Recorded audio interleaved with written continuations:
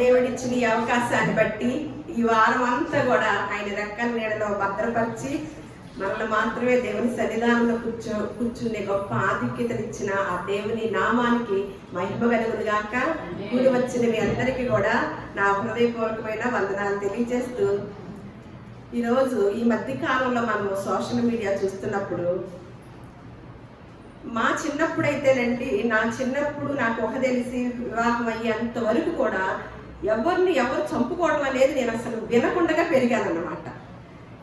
చంపుకోవటం అనేది వినకుండా పెరగటం మనలాంటి వాళ్ళకి అదృష్టం, భాగ్యం అనమాట. ఆ భాగ్యమే. కానీ ఈ తరం వాళ్ళకి ఎన్నో ఘోరాలు నేరాలు చూస్తున్న ఆ పరిస్థితుల మధ్య సమాజంలో ఉంటున్నారనమాట మన పిల్లల తరం. అలాంటప్పుడు చాలా బాధేస్తూ ఉంది. అంటే బయట చూడండి, మీడియా వాళ్ళకు కూడా చాలా పని. నేను నిన్న నవ్వుకుంటూ ఉన్నాను అనమాట ఇంత చెప్పి, ఇక వీళ్ళకి చేతి నిండా పని. ఎందుకంటే ఇటు కుటుంబాల్లో చంపుకునే వారిని వీడియోలు తీస్తూ ఉంటారా, ఇంటర్వ్యూలు చేస్తారా, మన రాజకీయ నాయకుల్ని పట్టించుకుంటారా,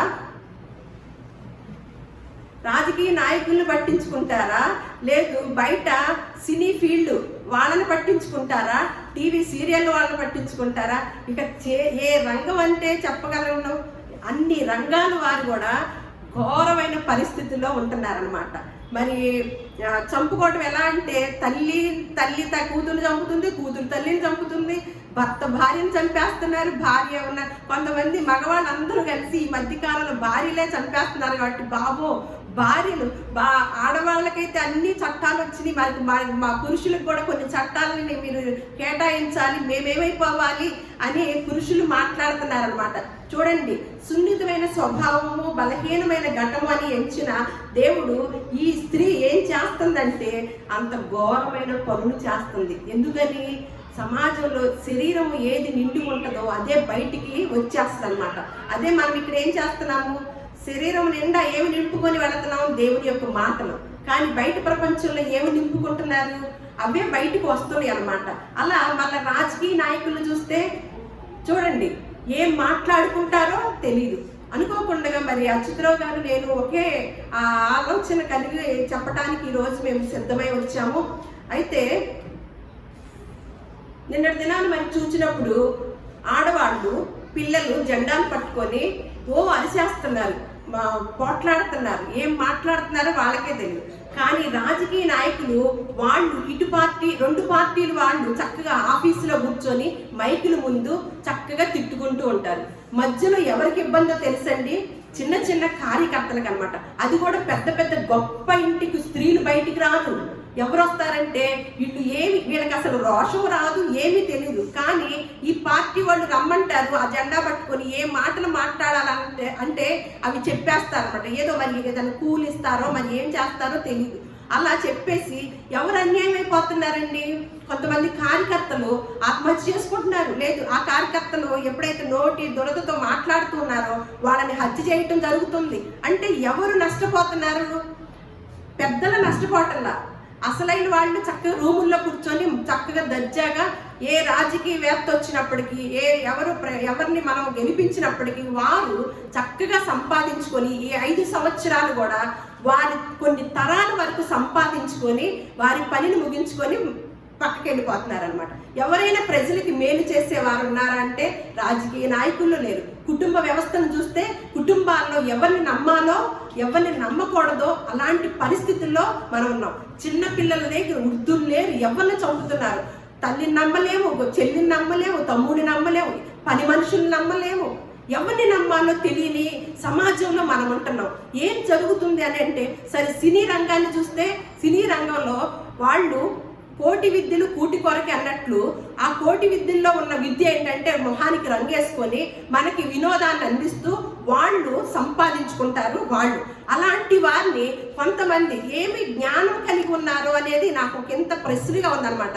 మనుషులు ఎటువంటి జ్ఞానాన్ని సంపాదించుకుంటున్నారు, అసలు దేని గురించి ఆలోచిస్తున్నారు, వేటికి విలువలు ఇస్తున్నారు అనేది చూస్తే ఆ మీడియా వాళ్ళు కొంతమందిని పైకెత్తుతారు, కొంతమందిని దించేస్తారనమాట. ఆ ముఖానికి రంగులు వేసుకొని డాన్సులు వేసే వారిని ఏమన్నా నట కిరీటిలు అంటారు, పద్మ విభూషణలు అంటారు, వాళ్ళకి విగ్రహాలు పెట్టాలంటారు. ఏమి త్యాగం చేశారని విగ్రహాలు పెడతారండి?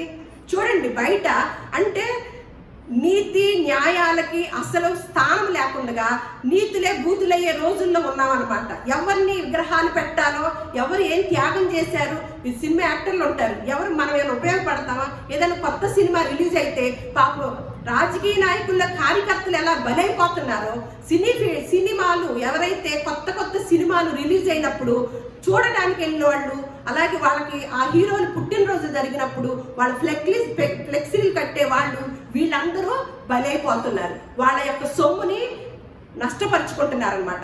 వాళ్ళు ఏమన్నా కోట్లు సంపాదించుకుంటారు. వాళ్ళ ద్వారా మనం ఏమైనా నేర్చుకుంటామా అంటే సున్నా. బ్యాంక్ దోపిడీ ఎలా చేయాలి, ఒక అబ్బాయిని ఎలా లేపుకెళ్ళిపోవాలి, అత్తగారిని ఎలా హింస పెట్టాలి, సీరియల్స్ అయినా సినిమాలైనా ఏమి నేర్పిస్తున్నారండి మనకి? మరి ఈ రంగాల్లో ఇలాంటి దారుణాలు ఘోరాలు జరుగుతుంటే ప్రభుత్వం వారు ప్రజల్ని ఒక మంచి మార్గంలో పెడితే ఈ వ్యవస్థ బాగుంటుంది, మంచి మార్గంలో నుంచి అన్నీ నేర్చుకోగలుగుతారనమాట. కానీ ఎక్కడండి, వారే అలాంటి వారైనప్పుడు మరి ప్రజలందరూ కూడా ఎలాంటి వారంటారు? భయపడతారంటారా? రాజుగారు పర్ఫెక్ట్గా ఉన్నప్పుడు ప్రజలు ఎలా ఉంటారు?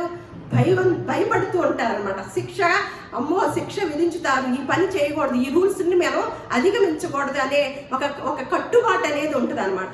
అంటే బయట సమాజం అంతా కూడా అక్రమము, అన్యాయము, కలుషితం అయిపోయిందండి. ఎక్కడ ఏ వ్యవస్థలో కూర్చుందామన్నా ప్రశాంతంగా ఉందా అంటే అస్సలు లేదండి.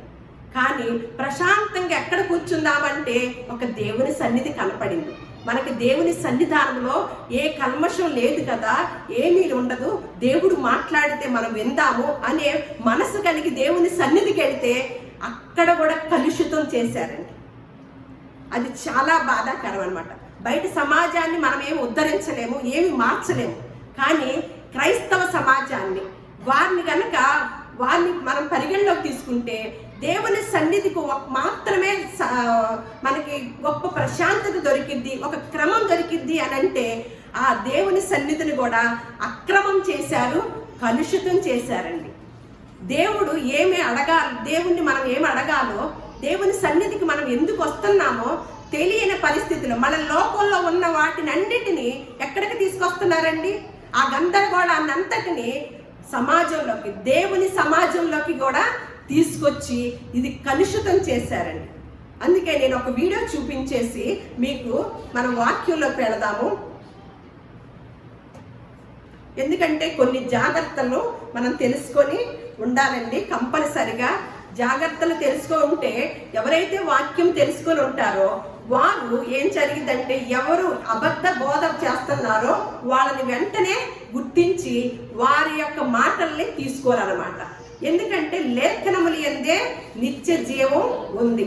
ఆ లేఖనాలనే వక్రీకరించి కల్పితం చేస్తే అది గుడ్డివాడు మనకి త్రోవ చూపించినట్లుగా ఉంటది అనమాట. గుడ్డివాడి దగ్గరికి వెళ్ళి మనం దారి చూపించరా అంటే ఎక్కడ తీసుకెళ్తాడండి గుడ్డివాడు? అలాంటి చోటకి వేల మంది, లక్షల మంది వెళుతున్నారు. అంటే దేవుడు అసలు ఈ లోకానికి ఎందుకు వచ్చాడో కూడా ఎరుగని క్రైస్తవ్యంలో ఉన్నారనమాట. ఇందాక మనం బైబిల్ ఎంతమంది చదువుతున్నారంటే చాలా బాధేసింది. అందుకే కదా ఇలాంటి వ్యక్తులు పుట్టుకొస్తున్నారు. మనం బైబిల్ చదివితే ఇలాంటి సేవకులు పుట్టుకొస్తారా అండి? నేను చూపించే ఇలాంటి సేవకులు పుట్టుకురారు. మనం బైబిల్ చదవలేకపోవటం వల్లే క్రైస్తవులకి బైబిల్ బోధించడం చాలా ఈజీ అండి. ఎందుకంటే ఏదైనా నమ్ముతారు, ఏముందో ఎక్కడ ఏమీ తెలియదు అనమాట.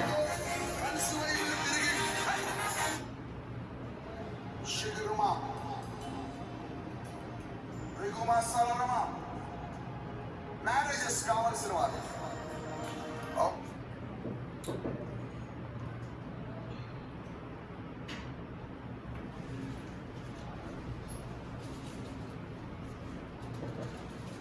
కావాల్సిన వారు హోలీ స్పిరిట్ ఆఫ్ గాడ్ నేను మరలా చెప్తున్నాను, మిమ్మల్ని అందరినీ తైలంతో అభిషేకించి పంపిస్తారు, ఎవరు కదలదు. ఓ వివాహం కాని వారు థ్యాంక్ యూ లార్డ్, చేతులు పైకెత్తండి. మీ ప్రార్థనని కష్టించండి. హోలీ స్పిరిట్ ఆఫ్ గాడ్, యేసుక్రీస్తు నామములో వివాహాలు కాని వారు ప్రార్థిస్తున్నాను. ప్రభువా కార్యము జరుగుతుంది గాక.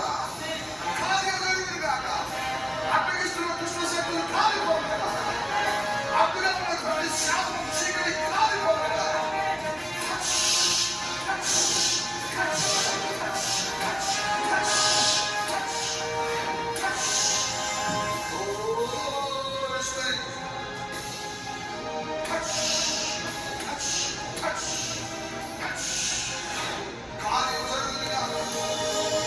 యేసునామములో మీ అందరికి మంచి భాగస్వాములు కలుగుతారు. మీరు సంతోషంగా వెళ్ళండి. మనల్ని వివాహాలు అయిన తర్వాత మీ భర్తలతో తిరిగి రాబోతున్నారు. గట్టిగా చెప్పండి. వెనక్కి వెళ్ళండి. ఉద్యోగాలు లేని వారి చేతులు ఎత్తండి. ఎక్కడ ఉంది? మీరు ఎక్కడ ఉన్నారు? ఎక్కడ మీ ప్రార్థన అవసరం? ఉద్యోగాలు లేని వారి చేతులు ఎత్తండి. మీ ప్రైజ్ కోసం ఇచ్చండి. ఉద్యోగాలు లేని వాళ్ళు ఎక్కడ? చెయ్యి పైకెత్తాలా? యేసునామములో ఎవరైతే ఉద్యోగం లేక బాధపడుతున్నారు, నజరేయుడైన యేసునామములో ఉద్యోగములు పొందుకొనుగాక. ఉద్యోగములు పొందుకొనుగాక. ఉద్యోగములు పొందుకొనుగాక. ఉద్యోగములు యేసునామములో పొందుకొనుగాక. అప్పులతో ఉన్నవారు చేతులెత్తండి. అప్పులతో ఉన్నవారు చేయొద్దండి. మీ అప్పులను నేను చూస్తున్నాను. మీ అందరూ తయారు చేస్తున్నారు కదా, అందరు కళ్ళు మూసుకోండి. Thank you lord. యేసయ్యా, అనేక మంది ప్రజలు ఇక్కడికి అప్పు భారంతో వచ్చారు. ఓ ప్రభువా, ప్రతి అప్పు భారం నుంచి విడుదల కలుగును కాక. విడుదలిస్తున్నాను వేస్తున్నాము. విడుదలిస్తున్నాను వేస్తున్నాము. విడుదల కలుగుగా వేస్తున్నాము. కార్యం చదువుగా వేస్తున్నాము. వారి అప్పును తీర్చుకునే సామర్థ్యం వారి జీవితంలో పొందుకున్నాడు కాక. ఆమేన్, ఆమేన్. అలాగే క్యాన్సర్ తో బాధపడే వారు చేయొద్దండి. క్యాన్సర్ తో బాధపడుతున్న వారు ఎవరు చేయొద్దండి. క్యాన్సర్ అలాగే చేయొద్దండి. యేసు నామములో మీ క్యాన్సర్ వ్యాధి, క్యాన్సర్ కణాలు నజరేయుడైన యేసు నామములో కాలిపోతుందాక స్వస్థతను ప్రకటిస్తున్నాను. మీ ప్రతి పాపము క్షమించబడదు. ప్రతి దోషము క్షమించబడదు. యేసు నామములో స్వస్థత కలుగును గాక. సొంత గృహాలు మన వాక్యం సొంత గృహాలంట, అది మిస్ అయ్యావు కదా. ఇంకా చాలా ఉన్నాయి లిస్టు. ఏం కాల్ చేస్తున్నారండి, ఏం చెప్తున్నారు అంటే బయట ప్రపంచంలో సమాజంలో ఏమి ఉంటాయి? ఇవే కదా, ఈ గొడవలే కదా. అంటే దేవుని సన్నిధికి మనం ఎందుకు వస్తున్నాము? ప్రశాంతంగా దేవుడు మాట్లాడితే వినాలని, దేవుడిచ్చే నిత్య రాజ్యాన్ని తెలుసుకోవాలి, ఆ మార్గాన్ని అనుసరించాలని వస్తున్నాం కదా. ఇక్కడికి వచ్చి కూడా ఏమి కావాలంట? అప్పులోళ్ళు నిజంగా అప్పులు తీరిపోతాయా? కొంతమంది ఉన్నారు నాకు తెలిసిన వాళ్ళు, పాప వాళ్ళందరూ అక్కడ పంపిస్తే పోతాయి. క్యాన్సర్ వచ్చిన వాళ్ళు ఇంకా హాస్పిటల్ ఎందుకు? అందరూ కూడా వాళ్ళ అనారోగ్యంగా ఉన్న వాళ్ళందరూ కూడా వాళ్ళకి ఉంటాయి కదా, ఏంటి మెడికల్ రిపోర్ట్లు, అవన్నీ తీసుకొని వెళ్ళారనమాట. ఇంకా హాస్పిటల్స్ ఎందుకు? చూడండి, పిల్లల పుట్టల వారికి, వివాహాలు కాని వారికి, మళ్ళీ దానికి నుంచి అద్భుతాలు చేసే రాత్రి అంట. అద్భుతాలు చేసే రాత్రి అని దైవజనుడికి వాళ్ళ భార్య చెప్తుంది అనమాట. దేవుడు చెప్పాడంట అద్భుతాలు చేసే రాత్రిని పెట్టమని ప్రార్థన. దేవుడే చెప్తే పెట్టారు, అంతేగాని మీ ఆంతరికి మేము పెట్టలేదండి. దేవుడు ఏం చెప్పాడు? ఒకసారి మత్తయి సువార్త 5వ అధ్యాయము, ఇందులో అన్ని కూడా టచ్ అని పడేస్తున్నారు కదా.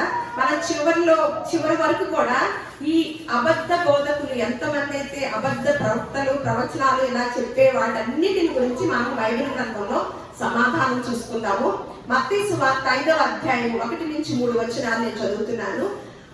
యేసుక్రీస్తు వారు బాప్తిసం తీసుకున్నాక సాతాను సోదరుల నుంచి విజయం పొందుకొని బయటకు వచ్చి ఆయన చేస్తున్న మొదటి ప్రసంగంలోని మాటలు అన్నమాట. ఆయన జన సమూహములను చూచి కొండ ఎక్కి కూర్చుండగా ఆయన శిష్యులు ఆయన వద్దకు వచ్చి అప్పుడు ఆయన నోరు తెరిచి ఇలాగ బోధింపసాగారు. ఆత్మ విషయమై దీనులైన వారు ధన్యులు, పరలోక రాజ్యము వారిది. ఏమంటున్నారు? ఆత్మ విషయమై దీనులైన వారు ధన్యులు. శరీర విషయమై, భౌతిక సంబంధ విషయమై అన్నారా? ఏమంటున్నారు? ఆత్మ విషయమై. ఆత్మ బోధ చెయ్యాలని పరలోకంలో ఉన్న కుమారుడు భూలోకానికి వచ్చాడు అంటే ఇక్కడ ఎంత పని ఉంటే, ఇక్కడ ఎంత ఆత్మ విషయంలో తీవ్రంగా ఉందో నష్టము, అది గుర్తెరిగిన వాడే తండ్రి తన కుమారుని పంపించాడు. ఒకసారి ఎవరు తండ్రి గుర్తెరిగిన వాడే కుమారుణ్ణి పంపించాడనమాట.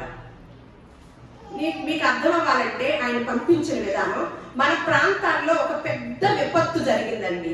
ఎవరు వస్తారు ఆ విపత్తు కొరకు? ఆ విపత్తుని పరిశీలించడం కొరకు, ఆ నష్టాన్ని పరిశీలించడం కొరకు ఎవరు వస్తారండి? అధికారులు వస్తారు. అంటే స్థాయిని బట్టి అదే పెద్ద ఘోరం జరిగింది, అప్పుడు ఎవరు వస్తారు? సీఎం వస్తారు. ఇంకా పెద్ద ఘోరం జరిగింది, ఎవరు వస్తారు? ఎందుకు? అక్కడ ఆ ఘోరం యొక్క బాగా తీవ్రతలో ఉందని, అది బాగా తీవ్రతలో ఉంది, అక్కడ ఉన్న ఇబ్బంది తీవ్రంగా ఉంది కాబట్టి ఎవరు రావాలో ఎవరు పరిశీలించాలో వారు వచ్చి అక్కడ చూస్తారన్నమాట, పర్యవేక్షణ చేస్తారు.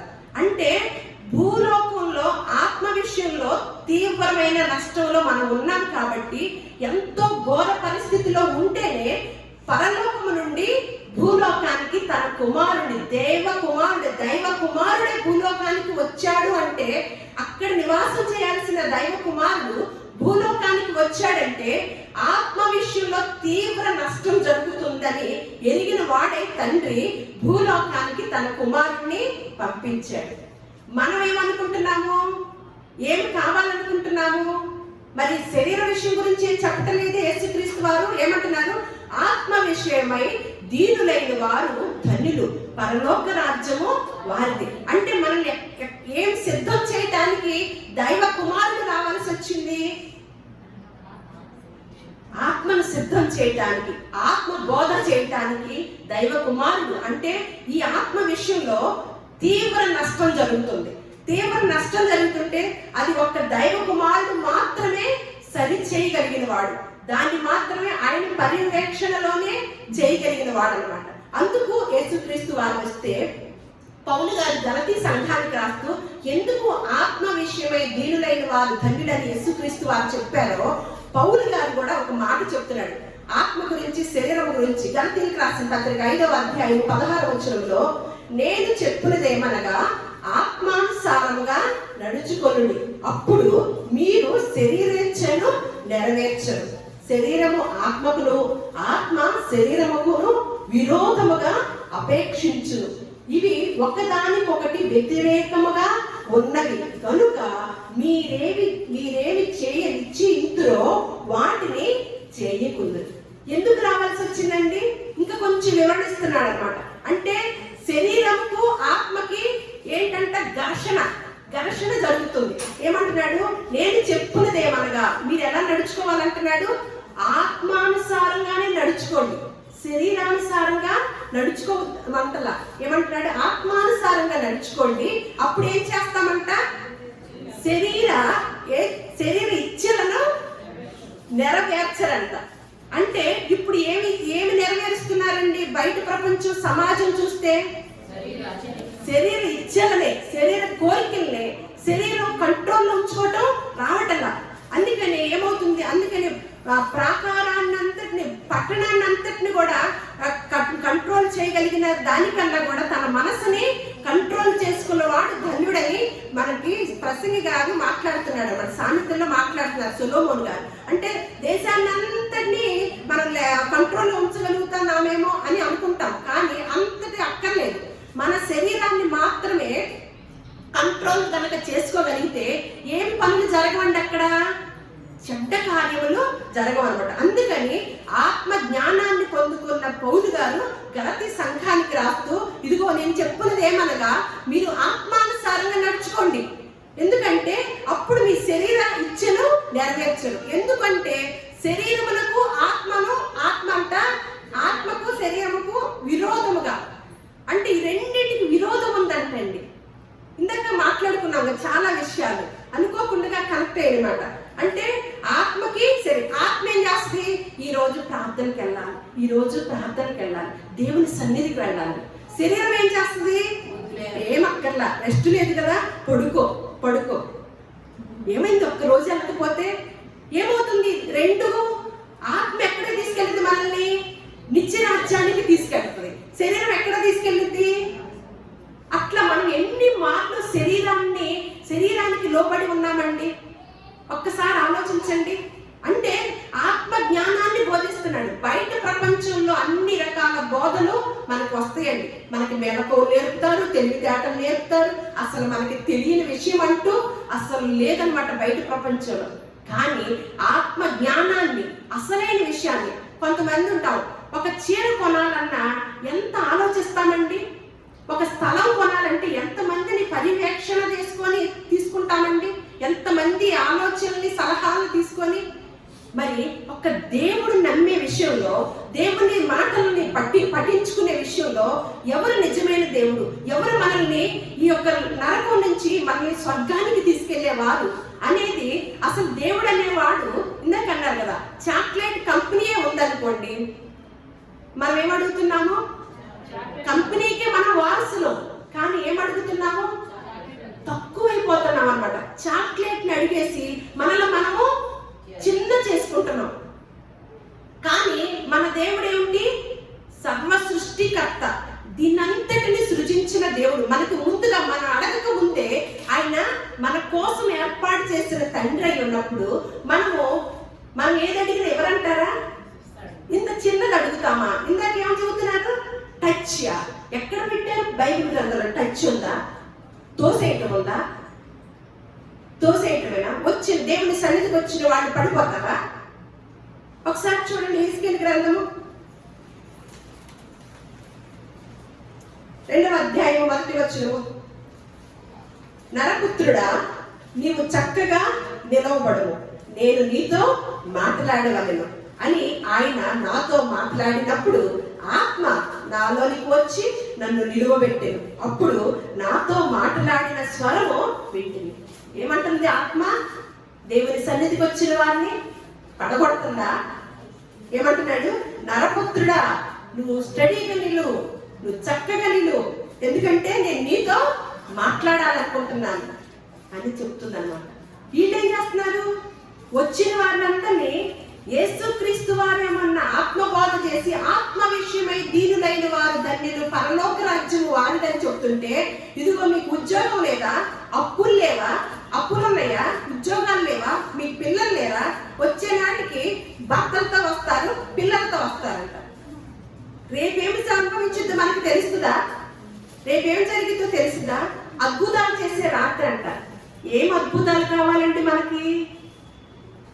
ఈరోజు గవర్నమెంట్ హాస్పిటల్కి వెళ్ళండి, ఎవరన్నా అక్కడ ఐసీ వార్డుకి వెళ్ళండి, అద్భుతం ఏంటో తెలుస్తుంది. ఎలా తెలుస్తుందో తెలుసా? మనం ఇక్కడ కూర్చొని ఆరోగ్యంగా, ఐసీ రూమ్లో లేకుండా అద్భుతంగా దేవుని సన్నిధానంలో దేవుడు మాట్లాడితే వినే గొప్ప భాగ్యాన్ని దేవుడు మన బోంట్లకి ఇచ్చాడంటే ఇది అద్భుతం కాదండి? అద్భుతం కాదా? హాస్పిటల్స్కి వెళ్ళినా, వేరే చోటకి వెళ్ళినా తెలుస్తుంది అనమాట మనకి ఇచ్చిన అదృష్టం ఏంటో, మనకి ఇచ్చిన అద్భుతం ఏంటో. అద్భుతాలు చేసే రాత్ర దేవుడు ఒక్కరోజు అద్భుతం చేస్తాడు. ఒక రాత్రి ఏం పెడుతున్నారు? భయం లేదా? వెళ్ళే జనాలు కూడా ఎలా వెళ్తున్నారండి? ఏం కావాలి శరీరానికి? ఈ మాటలు కనుక చదివితే వారు వెళ్తారా? ఎప్పుడు ఆత్మకి శరీరానికి విరోధముగా పోరాడుతుందంట. అంటే ఏంటిని గెలిపించుకుంటున్నాము? దేన్ని? అందుకనే 1 యోహాను పత్రికలో ఒక మాట ఉంటుంది, లోకంలో ఉన్నదంతయు 2వ అధ్యాయం 16వ వచనంలో, అనగా శరీరాశియు, నేత్రాశియు, జీవపు డంబములు. ఇవంట ఎవరి వల్ల వచ్చినాయంట? ఎవరి వల్ల పుట్టలేదంట? తండ్రి వలన పుట్టినవి కావు, అవి లోక సంబంధమైనవే. మనకేం కావాలి? శరీరాశి కావాలి, నేత్రాశి కావాలి, జీవపు డంబము కావాలి. ఇప్పుడు ఆ మందిరానికి వెళ్ళినా కూడా ఏమడుగుతున్నారు? శరీరం ఏది ఆశపడుతుందో దాన్ని అడుగుతున్నారు. అవి ఎవరి వలన వచ్చినాయి అంట? తండ్రి వలన పుట్టినవి కావు. ఎందుకు అడుగుతున్నారు మరి? ఇందాక మాట్లాడుతున్నాం, ఆకాశ పక్షులు ఏమైనా అడుగుతున్నాయా? సకల జీవుల కళ్ళు ఆయనకు వైపు చూస్తున్నాయి అంట. సర్వ జీవుల కన్నులు ఆయన వైపు చూస్తున్నాయి అంట. మరి మనం చూడలేదా? మనం ఎవరి వైపు చూస్తున్నాము?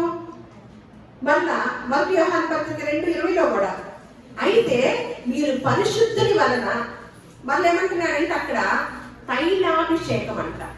మీరు వాళ్ళే నూనె డబ్బాలు అమ్ముతారండి. అక్కడ గేట్ దగ్గరే నూనె డబ్బాలు అమ్ముతారు. ఆ నూనె డబ్బా తీసుకొని మనం ఆ హాల్లోకి రావాలి. హాల్లోకి వచ్చినప్పుడు ఈయన స్టేజీ మీద ఉండి ప్రార్థన చేస్తారు. ఈ చేతులతోనే మనం అందరం ఇలా పట్టుకోవాలన్నమాట. ఆ బుడ్డిల్ని పట్టుకున్నప్పుడు ఈయన మన మీద తైలాభిషేకం చేస్తారంట. తైలాభిషేకం చేస్తారంట. మనమే పోసుకోవాలన్నమాట. మనందరికి ఎక్కడికి వస్తాడు? చేతులు ఎప్పుడు పడతాయి కదా పోయటానికి. ఇది ఒక మన లాజిక్ చక్కగా. ఇందులో కూడా తెలివిగా మనం వాళ్ళ డబ్బాలు అమ్ముకోవాలి. ఆ డబ్బాలు తీసుకొని నెత్తి మీద ఆయన చెప్పినప్పుడు నెత్తి మీద పోసుకోవాలి. అప్పుడు ఏంటంట, ఆయన తైలాభిషేకం చేస్తున్నాడంట వాళ్ళకి. అభిషేకం ఎవరు చేస్తారండి? మనకంత కెపాసిటీ ఉందా? సేవకుడు అన్న వాళ్ళు ఎవరైనా సరే ఒక మనిషికి అభిషేకం చేసే కెపాసిటీ ఉందా? మనిషికి ఉందా అండి? అందరూ పాపము చేసి దేవుడు అనుగ్రహించి నీతిమంతుడు లేడు, ఒక్కడనూ లేడు. అభిషేకం చేసేంత కెపాసిటీ ఉందా? అసలు ఎవరు చేశారు అభిషేకం? ఎప్పుడు చేశారు? ఎప్పుడు చేస్తున్నారు అనేది కూడా బైబిల్ గ్రంథంలో చదివారా ఆ సేవకులు? ఒకసారి 1 యోహాను పత్రిక 2వ అధ్యాయం 20వ వచనంలో, అయితే మీరు పరిశుద్ధుని వలన అభిషేకము పొందిన వారు కనుక సమస్తమును ఎరుగుదురు. ఎవరి వలన పొందామంట? వీళ్ళ మనకి చేసేది. వాళ్ళకు కూడా ఎవరు చేశారు? పరిశుద్ధుని వలన అభిషేకము పొందారు. అప్పుడు ఏం తెలుస్తుందంట? ఎప్పుడైతే పరిశుద్ధుని వలన అభిషేకం పొందినప్పుడు ఏం తెలుసుకుంటామంట? సమస్తము. మన 27, అయితే ఆయన వలన మీరు పొందిన అభిషేకము మీలో నిలుచుచున్నది కనుక ఎవ్వడును మీకు బోధింప నక్కర్లేదు. ఆయన ఇచ్చిన అభిషేకము సత్యమే కానీ అబద్ధము కాదు. అది అన్నిటిని గురించి మీకు బోధించుచున్న ప్రకారంగా ఆయన మీకు బోధించిన ప్రకారంగాను ఆయనలో మీరు నిలుచుచున్నారు. నిలిచి ఉండుడి అని ఉందన్నమాట. ఎంత జిమ్మిక్కులు చేస్తున్నారండి, ఎంత తప్పు ద్రావణం. నేను అదే ఇందాకే చెప్తున్నాను. నాకు మొన్నటి నుంచి చూసిన దగ్గర నుంచి సమాజం అంతా కలుషితం అయిపోయింది. సమాజంలో మేము కల్లా కప్పటం లేకుండా ఎక్కడ కూర్చుందామంటే కుదరటం లేదే. ఒక దేవుని సన్నిధి ఉందంటే అక్కడ కూడా కలుషితం చేసి పాడేశారే, అక్రమం చేస్తున్నారే అని బాధ. అందుకనే ఏమంటున్నాడు ఇక్కడ? ఎవరు అభిషేకం చేశారంట? అయితే ఆయన వలన మీరు పొందిన అభిషేకం మీలో నిలుచుచున్నది కనుక ఎవడను మీకు బోధింప నక్కర్లేదు. ఆయన ఇచ్చిన అభిషేకము సత్యమే కానీ అబద్ధము కాదు. అది అన్నిటి గురించి మీకు బోధించుచున్నది. మీరు యేసుక్రీస్తు నామములో బాప్తిసం తీసుకున్నప్పుడు పరిశుద్ధాత్మను వరము మీకు అనుగ్రహించబడింది అని అపోస్తలుల కార్యముల 2వ అధ్యాయంలో చెప్పారనమాట. ఎప్పుడైతే పరిశుద్ధాత్మను వరం పొందుకుంటామో వెంటనే 1వ అధ్యాయంలో అపోస్తలుల కార్యం 1వ అధ్యాయం ఏమంటున్నారు?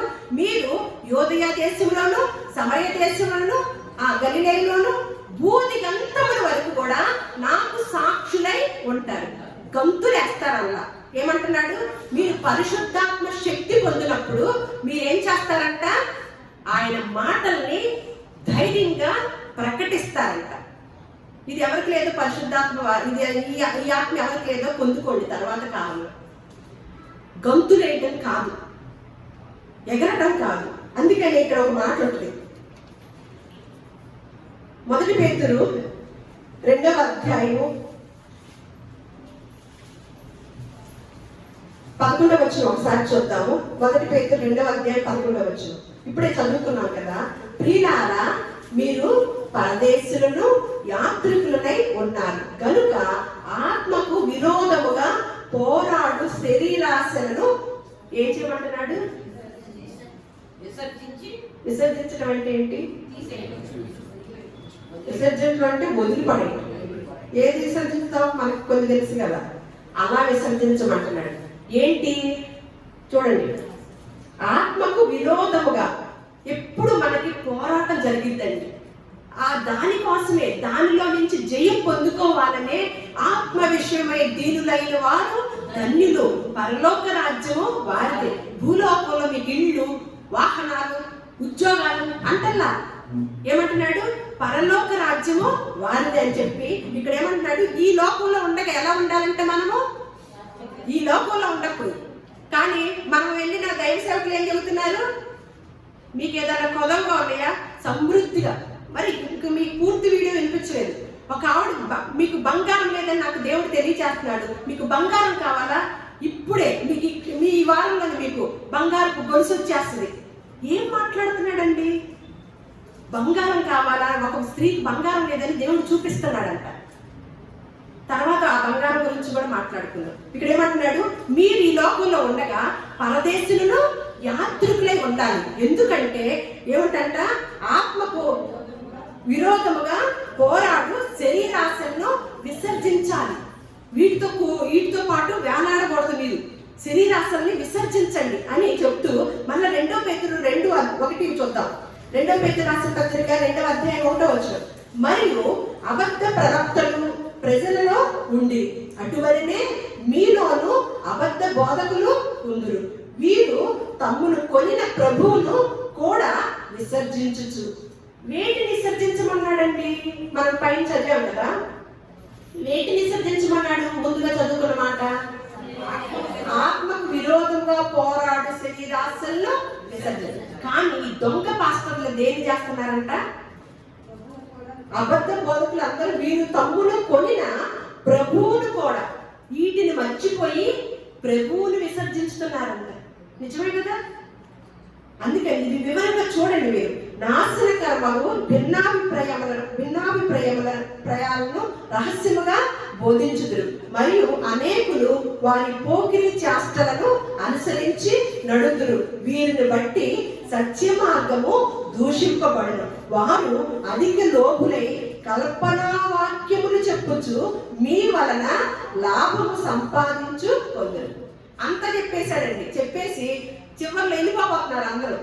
అయ్యో 2 నిమిషాలు ఉండండి. ఏంటంటే అక్కడ కట్టాడంటే ఇక్కడ కట్టాడంటే మందిరాలు. ఇప్పుడు భద్రాచలం ఆయన తెలంగాణ, ఆయన విజయవాడలో కూడా పెడతాడు, ఇంకో చోట పెడతాడు.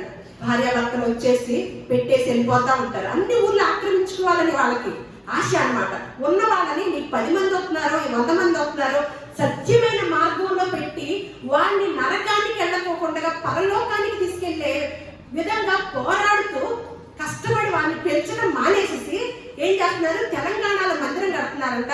మీరు మందిరానికి సహాయం చేయాలనుకుంటే తప్పకుండా సహాయం చేయొచ్చు. అందరం కలిసి మీరు మిగతా వారాల్లో మీ మందిరానికి వెళ్ళిపోయి మీ మందిరాలు ఇవ్వండి, నెలకోసారి నాకు వచ్చి ఇవ్వండి. చివరికి తిరిగి ఏం చేస్తున్నాడు? కానుకలు ఇవ్వమంటున్నాడు. ఇక్కడ ఏమంటున్నాడు? కల్పన కథలు కాదండి. ఏంటంట? భిన్నాభిప్రాయాలను రహస్యముగా బోధించుదురు, మరియు అనేకులు వారి పోకిరి చేష్టలు ఎవరు చేస్తారండి? బయట ప్రపంచంలో. దేవుని సన్నిధానంలో కూడా పోకిరి చేష్టలు ఉంటాయా? చూడండి ఎంత తెలియజేస్తున్నారో మనకి. ఇన్ని జాగ్రత్తలు పరిశుద్ధ గ్రంథంలో రాయించారు. ఎవరు చదువుతారు? ఏం తెలిసింది? ఎక్కడేముందో తెలుస్తుందా? ఏం జాగ్రత్తలు తెలుసు మీకు? ఏంటంటే పోకిరి చేష్టలు బయట ప్రపంచంలో జరగాలి. ఎక్కడ జరుగుతున్నాయండి? పోకిరి చేష్టలు అంతా అనుసరించి నడుతున్నారు. వీరిని బట్టి ఏం జరుగుతుంది? ఇప్పుడు క్యాన్సర్ వాళ్ళని రమ్మన్నాడు. ఆ క్యాన్సర్ వాళ్ళు ఏమైనా నమ్ముకొని వస్తారు. ఆవిడ కథా పెట్టింది అక్కడ. మిగతా వాళ్ళందరూ ఎలా ఉంటారు? రెడీగా, ఇదిగో ఈ పాస్టర్లు, ఈ దేవుడు, ఇది స్వస్థతలు అన్ని దొంగ వేషాలు వేస్తా ఇలా తయారయ్యారని ఎంతమంది లేచి దేవుని నామాన్ని దూషించడానికి రెడీ అవుతారండి? ఎంతమంది దేవుని నామాన్ని దూషించేటట్లు చేస్తున్నారండి? మనకి చెప్పిన ఆత్మ జ్ఞానము ఏ గ్రంథంలోనైనా ఉందా? మన దగ్గర ఉన్న పరిశుద్ధ గ్రంథంలో ఉన్న ఆత్మ జ్ఞానము, మనల్ని స్వర్గానికి చేర్చే జ్ఞానము మన దగ్గర మాత్రమే ఉంది. అది పరిశీలించే వారికి మాత్రమే తెలుస్తుంది అన్నమాట. ఇట్లాంటి కల్పన వాక్యములు చెప్పుచు ఏం చేస్తారంట? మన వలన లాభము. ఎప్పుడైనా సరే వాక్యం చెప్తూ దాన్ని స్కానర్ ఏం పెడతారు? ఆ డబ్బులు వేయడానికి స్కానర్ పెట్టి వాక్యాలు చెప్తా ఉంటారు కదా అందరూ టీవీలో. అది పెట్టారు అంటే వాళ్ళు దొంగ బోధకులని మీరు అర్థం చేసుకోండి. స్కానర్ పెట్టారు అంటే వాళ్ళని దొంగ బోధకులుగా ఎవరైనా మీకు ఎంత అభిమానమైన ఉండొచ్చు. కాబట్టి మీరు కనుక ఈ విషయంలో జాగ్రత్త లేకపోతే, ఒక ఆవిడ అంటుంది, అయ్యో ఆ సేవకులు ఎందుకు అంటున్నావు? వాళ్ళు అభిషేకం పొందుకున్నవారు, ఎవరు పొందారో తెలిసింది కదా, చదువుకున్నాం కదా. 30 సంవత్సరాల నుంచి వెళ్ళిన ఆవిడ అభిషేకించబడిన దైవ సేవకుల్ని మనము అనకూడదంట. ఎవరు అభిషేకించారు? మనకు లేదా అభిషేకము? వాళ్ళు అభిషేకించబడిన వారైతే దేవుని నామాన్ని దూషించేటట్లుగా చేస్తారా? మనకెందుకులే, మనకేంటి, ప్రార్థన చేసుకున్నామా, వాక్యం చెప్పుకున్నామా, వచ్చేసామా. ఇలాగే ఉన్నాం అనుకోండి, మనం ఎక్కడికి వెళ్తాం? వెళ్ళి నరకంలోకి వెళ్తాం. అదా దేవుని నిర్ణయం? ఏమంటున్నాడు? ఆత్మ విషయమై దీనులైన వారు ధన్యులు, పరలోక రాజ్యము వారిది అని చెప్తూ ఇక్కడ మత్తయి సువార్తలో ఇలాంటి వారి గురించి ఒక మాట చెప్తున్నారు అనమాట. మత్తయి సువార్త 7వ అధ్యాయం 1 నుంచి 7 అధ్యాయాలు కూడా మీ కొరకు ఏది చేసుకోవద్దు, మీరు జాగ్రత్తగా ఉండండి, మీ యొక్క మీ ఆత్మస్థితిని మెరుగుపరుచుకోండి అన్న బోధనే మనం ఇక్కడ చూస్తూ ఉంటాం. 13వ వచనం ఒకసారి చూసి, ఇరుకు ద్వారమున ప్రవేశించుడి, నాశనముకు పోవు ద్వారము వెడల్పును ఆ దారి విశాలమునై ఉన్నది, దాని ద్వారా ప్రవేశించు వారు అనేకులు. జీవమునకు పోవు ద్వారము ఇరుకును ఆ దారి సంకుచితమునై ఉన్నది, దాన్ని కనుగొని వారు. మనకు మొట్టమొదటి ఏం కావాలండి? స్టార్టింగ్ రావటమే విశాలంగా కావాలి, అన్ని వచ్చి పడాలి. అన్ని వచ్చి పడ్డాయి అనుకోండి, కన్ను మూసాక అన్ని లేని చోట పడతాం. అర్థమైందా? మనకి రావటమే మన మార్గం ఎలా ఉండాలండి? విశాలంగా, మనకి ఎక్కడ అడ్డు రాకూడదు అన్నమాట. కానీ అది చూసుకునేవారు ఎంతమంది అంట? అనేకులంట. కానీ జీవమునకు పోవు ద్వారము ఇరుకును ఆ దారి సంకుచితమై ఉన్నది, దాన్ని కనుగొని వారు కొందరే. అంటే మనం భయపడాలి. ఆ కొందరిలో నేనున్నాను అని మనకు భయం పుట్టాలన్నమాట. ఆ భయం అనేది లేకుండా భక్తి చేస్తున్నాము, ఏమి మనకి ఒక జ్ఞానాన్ని దేన్ని కూడా సంపాదించుకోలేకపోతున్నాం. అలా చెప్తూ కిందకి వచ్చి అప్పుడు 21 చూద్దాం. ప్రభువా అని నన్ను పిలిచి ప్రతి వాడును పరలోక రాజ్యంలో ప్రవేశింపడు, కానీ పరలోకమందున్న నా తండ్రి చిత్త ప్రకారం చేయువాడే ప్రవేశించును అని యేసుక్రీస్తు వారు చెప్తున్న మాట అండి. ఇదిగో మీరు ప్రభువా అని అంటే అస్సలు నాకేం పట్టదు. అబ్బా మేము 24 గంటల స్తుతులు చేస్తామండి, 72 గంటల స్తుతులు చేస్తామండి, అమ్మో మమ్మల్ని ఎందుకు తీసుకెళ్ళాడు పరలోక రాజ్యము అని కదా మన ఆలోచన. కానీ ప్రభువా అనే నన్ను పిలుస్తున్నారే అని పిలిచే ప్రతి వాడు ఎక్కడికి వెళ్ళాడంట? పరలోక రాజ్యములో ప్రవేశం. కానీ ఎవరు ప్రవేశిస్తారంట? తండ్రి చిత్తాన్ని, పరలోకమందున్న నా తండ్రి చిత్త ప్రకారము చేయువాడే. అప్పుడంట ఇలాంటి వారందరూ మనం ఇప్పుడు చూసామే, ఇంకా అలాంటి వాడు చాలా మంది ఉన్నారు కదా. జుట్టుకి తెల్ల జుట్టు నల్లగా రావాలని, జుట్టు పెరిగిపోవాలని. కొంతమంది, ఒక స్త్రీ ఉంది, ఒక 60 ఏళ్ళు ఉంటాయి. ఆవిడ ఒక పాస్టర్ గారి దగ్గర ప్రార్థన చేయించుకుందంట. జుట్టు తెల్లగా ఉన్నాయని, జుట్టు కొంచెం పెరగాలని ప్రార్థన చేయించుకుందంట. పెరిగినాయి అంట. ఒక ఫంక్షన్కి వెళ్ళిందంట. ఆ ఫంక్షన్కి వెళ్తే అందరూ ఆవిడ దగ్గరికి వచ్చారు, భలే జుట్టు పెరిగింది, నల్ల జుట్టు, ఏం చేసావు, ఏం వాడావు అని అంటున్నారంట. ఆవిడ వచ్చి ఎక్కడ చెప్తుంది సాక్ష్యము? మందిరంలో వచ్చి చెప్తుంది అన్నమాట. ఏం వాడామంటే చెప్పాలి. ఇక ఎక్కడికి తీసుకెళ్తున్నారండి దేవుణ్ణి? ఒక ఎంటుకని తెల్లగానైనా నల్లగానైనా మనం చేయలేమని దేవుడు చెబుతుందంటే, నేను చేస్తాను రండి అంటే ఎవరైనా. అందుకని ఇలాంటి వారంట ఆ దినమంతంట, పరలోక రాజ్యం సమీపించే దినమంట అనేకులు నన్ను చూచి ప్రభువా మేము నీ నామమున ప్రవచింపలేదా, నీ నామమున దెయ్యములను వెళ్ళగొట్టలేదా, నీ నామమున అనేకమైన అద్భుతములు చేయలేదా అని చెప్పుదు. అప్పుడు నేను మిమ్మును ఎన్నడను ఎరగను, అక్రమము చేయువారులారా నా యొద్ద నుండి పోండని వారితో చెప్పుదురు. ఏం చేస్తున్నారంటే వీళ్ళు? అక్రమమా? చూడండి, అంటే బయట ప్రపంచంలో అక్రమం చేసేవారు ఎంతమంది ఉన్నారండి. నాకు బాధ అన్నమాట. బయట సమాజం చూస్తే చెడిపోయింది కదా, దేవుని సమాజం కూడా చెడగొట్టేస్తున్నారేంటి? అసలు మనల్ని ఎక్కడికి తీసుకెళ్లాలనుకుంటున్నారు? వాళ్ళ పొట్టకు కూటు కోసమేనా ఈ భక్తిని చేస్తుంది? వాళ్ళు కార్లు కొనుక్కోవడానిక, బిల్డింగులు కట్టుకోవడానిక ఈ భక్తి? మనల్ని ఎక్కడ తీసుకెళ్తారు? అందుకని ఏమంటున్నాడు, అక్రమం చేయి వాళ్ళారా నా దగ్గర అసలు దరిదాపులోకి రాకండి అని అంటాడంట. అందుకని కాబట్టి ఈ నా మాటలు విని, ఎవరైతే ఈ నా మాటలు విని వాటి చొప్పున చేయు ప్రతి వాడును బండ మీద తన ఇల్లు కట్టుకొనిన బుద్ధిమంతుని పోలి. బండ మీద ఎవరు బండ? క్రీస్తు అనే బండ మీద కట్టుకుంటేనంట ఈ నా మాటలు విని. ఈ పైన మాటలన్నీ మత్తయి సువార్త 7వ అధ్యాయంలో 6వ అధ్యాయంలో మాటలన్నీ విని ఈ నా మాటలు విని వాటి చొప్పున చేయి ప్రతి వాడిని కూడా బండ మీద తన ఇల్లు కట్టుకున్న బుద్ధి. అప్పుడంట వాన కురిసెను, వరదలు వచ్చెను, గాలి విసిరి ఆ ఇంటి మీద కొట్టెను, గాని దాని పునాది బండ మీద వేయబడిన గనుక అది పడదు. ఆ పునాది ఇలాంటిది. అదే మీకు గాలి వాన వచ్చినప్పుడు పలానా మందిరంలోకి వెళ్ళండి అన్నాడా? ఏమంటున్నాడు?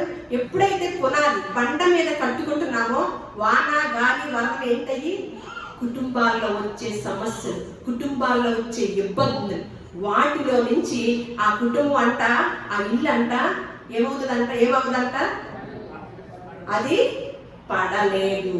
మనం ఎక్కడ కట్టుకుంటున్నాం ఇల్లుని? బండ మీద, క్రీస్తు అనే బండ మీద కట్టుకుంటున్నామా, లోకాశల మీద కట్టుకుంటున్నామా అనేది ఒక ఇంత పరిశీలన చేసుకుంటే లాస్ట్ గా యాకోబు రాసిన పత్రిక యేసుక్రీస్తు వారు చక్కగా ఇలాంటి బాల్ చేసినప్పుడు తన సహోదరుడైన యాకోబు, తన సొంత సహోదరుడైన యాకోబు తను కూడా గొప్ప వివరణ యేసుక్రీస్తు వారి కాలంలో చెప్పాడు కదా, ఇదిగో మీరు భూమి మీద ధనాన్ని కూర్చుకోకండి, అది చిమ్మటి కొట్టి అవి ఏమవుతాయి అంట, ఏమవుతాయి? మీ కొరకు భూమి మీద ధనం కూర్చుకొనవద్దు, అక్కడ చిమ్మటియు తుప్పులు తిరివేయును, దొంగలు కన్నం వేసి, ఇదివరకు దొంగలు కన్నం వేసేవాళ్ళు, ఇప్పుడు దొంగలు ఏం చేస్తున్నారు? చంపేస్తున్నారు.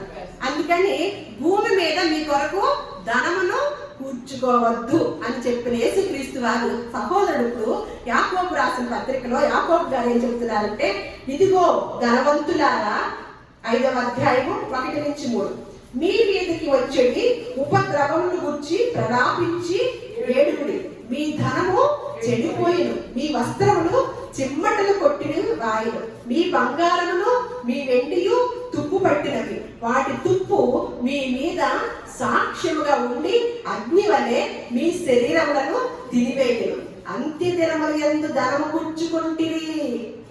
ఇప్పుడు ఏ కాలంలో ఉన్నాము? ఏం చేసే పనిలో ఉన్నారు ప్రజలందరూ? సేవకులు కూడా ఏం చేస్తున్నారు? ఒక మందిరం ఉందనుకోండి, ఎన్ని మందిరాలు కట్టే పనిలో ఉన్నారు?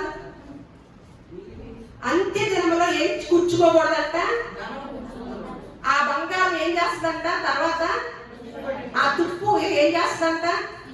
తుప్పును కూడా వాళ్ళు తినేస్తుంది కాదు, ఏం చేస్తుంది? మన మీద సాక్ష్యం చెప్పింది. ఇందాకన్నారు నడుముకి ఏం కట్టుకోవాలి? బంగారు వడ్రాణమే పెట్టుకున్నాం అనుకోండి, అదేం చేస్తుంది? తర్వాత మనం పోయాక ఎప్పుడు వడ్రాణం మీదే నమ్మ బ్రతికినంత కాలం ఏ గొలుసు పెట్టుకుందామా, ఏ పోగులు పెట్టుకుందామా, ఏ నెక్లెస్ పెట్టుకుందామా, ఏ గాజులు వేసుకుందాం, ఇదే ధ్యాసమ్మ ఆవిడికి. అందుకని నేనేం చేయను, బంగారం మాట్లాడుతుంది అనమాట, నేనేం చేయలేదు, కాముగా ధరించుకోమని ఊరుకున్నా. నాకు ఒక సమయం ఉంటుంది కదా, దేవుడు నాకు సమయం ఇచ్చాడు కదా, అప్పుడు ఈ మనిషి మీద ఏం చెప్పాలో అవన్నీ చెప్పేస్తా.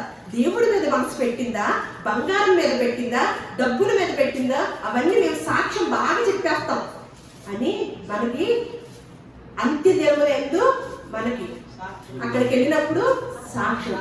ఎందుకంటే అంత్య దినములందు ఏ పని చేస్తున్నారు? సంపాదించుకునే పనిలో ఉన్నారు. కానీ ఏం చేయమంటున్నారు?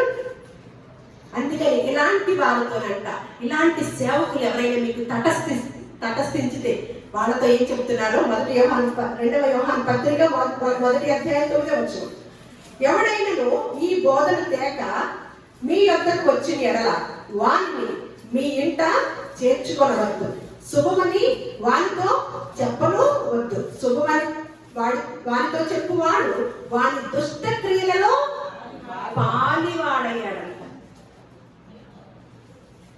ఏమంటున్నాడు ఇక్కడ?